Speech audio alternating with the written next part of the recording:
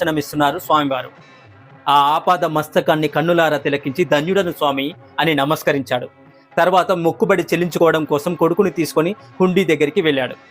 తాను అనుకున్నట్లే 15,116 హుండీలో వేసి మొక్కు చెల్లించేశాను స్వామి, బాకీ మొత్తం వడ్డీతో సహా చెల్లించేశాను స్వామి, రుణ విముక్తుడనైనాను అని హుండీకి దండం పెట్టుకొని అక్కడి నుంచి కదిలాడు.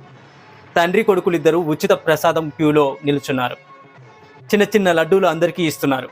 అందరికీ లాగానే తనకు ఒక లడ్డు, కొడుకి ఒక లడ్డు ఇచ్చారు. తీయగా ఉన్న ఆ లడ్డూలను 5 ఏళ్ల పిల్లవాడు గబగబా తినేశాడు. అడిగితే ఇంకొక లడ్డు ఇస్తారా నాన్నగారు వీళ్ళు అని ఆశగా అడిగాడు. ఒక్కరికి ఒక్కటే లడ్డు ఇస్తారా నాయన, కావలసి ఉంటే నా లడ్డు తీసుకో నాయన అని కొడుకు చేతికి లడ్డు ఇస్తున్నాడు. తండ్రి చేతిని చూస్తూ కొడుకు ఆశ్చర్యంగా నాన్నగారు నీ ఉంగరం ఏది అని అడిగాడు. అప్పుడు చూసుకున్నాడు ఆ అకౌంటెంట్ తన బోసిపోయినటువంటి ఉంగరపు వేలుని.